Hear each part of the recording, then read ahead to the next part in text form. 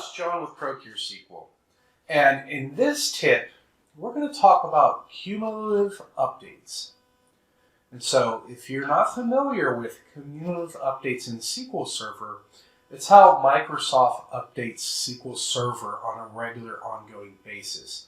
Now, typically this is roughly around a month. They usually will push out a new cumulative update so they can be agile with deploying fixes and adding new things to SQL Server. So if you have never looked at cumulative updates, you can actually go to their website, and I'll put this link in the notes of the video and on the website too, where you found this video, where you can actually go and monitor this page and find updates here. So, for example, if we go look here at the very top of the page, you'll see all the major versions of SQL Server. So when I say major, we're talking 2022 is the last major release. The one before that would be SQL Server 2019, then 17, and so far on down. Now the cumulative updates, these are what we would call minor updates. And so when we actually go look here, if I go to the build information, so this will go to all of the cumulative updates here for SQL Server 2022. Notice that our major number is starting with 16.0, but our minor number is what you'll see next here. So for example, the minor number here for CU11 will be 4105, and for CU10 here we have 4095. And so this is going to be important a little later when I show you what I tend to do other than just look at the release notes. So if I want to know what's changed with the new update that came out this month here in January, you can click on the KD number here and it'll take you to a link similar to what I already have here for us. And so as you go ahead and scan through here, you can get more information about all the fixes. So for example, here we can see that there are 16 fixes that were included based off the previous update here.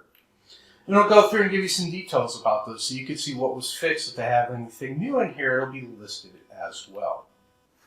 So this is great to understand what's being fixed or what's being changed, because if you've ever called Microsoft support for a SQL issue, one of the first things they're going to want to know is, are you on the latest update? Which means, do you have all the fixes we have already generally released that may already fix your problem? So this is definitely important to know and scan as updates happen so you can know if any of these changes are very important to you and how you guys use SQL Server. But the extra thing I like to do as well, and I'm a little bit nosy and love to see what's going on underneath the hood, is I actually scrape some of the metadata before and after I do an update so I can see if any other objects that aren't related to the notes might have changed or gain more insight to the changes there by seeing how the objects has changed as well. So here, for example, remember I mentioned CU11 had a minor number. That's going to be 4105. And we go here and double check here. You'll see that if we go back here, 4105. So every time I go ahead and run a new update, what I do is I have my own little database here we call SQL. I create a new schema for that update. And then I dump a lot of the system metadata in the master database into the same table name here that you would see as those views under the schema of the minor release here. And the reason why I do this is if I have the previous one and the current one, I can go ahead and dig through and see what's different there. So here you can see I'm actually going through and just doing select into. I want to get all the modules so that way if any of the text behind a view or a procedure has changed, we can see that there and dig deeper. Same thing for views or columns in views or tables as well. Objects, and for any parameters in like a function or a procedure too, we have that there. And so as I dump that in here, and I also like to get the actual MS SQL DB here views inside of the master. I also like to get the views from MSDB here, just in case something changes there as well. So now that I've collected all of this, I can actually dig a little deeper. So this is going to a previous tip, which I'll go ahead and put in the tip up here on YouTube, is actually how we can do a free column level row data compare here. So basically what I'm going to end up doing here is I'm going to create two little temp tables. In the first part here in the temp table 1, I am going to insert objects that have different module changes on CU11 that are exempt, so either different or not in CU10. Here we can see we have 8. And then I'm going to go ahead and do the same thing the opposite way. So look to see if there's anything in 10 that is no longer in 11.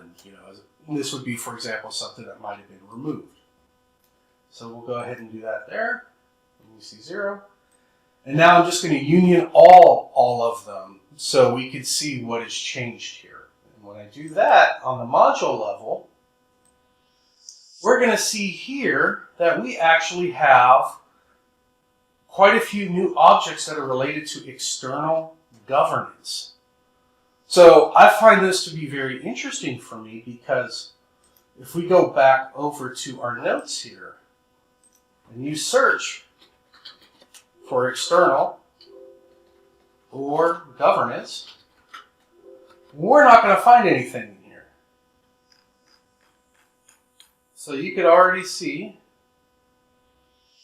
that on this page here, there's nothing related to these new views that were added.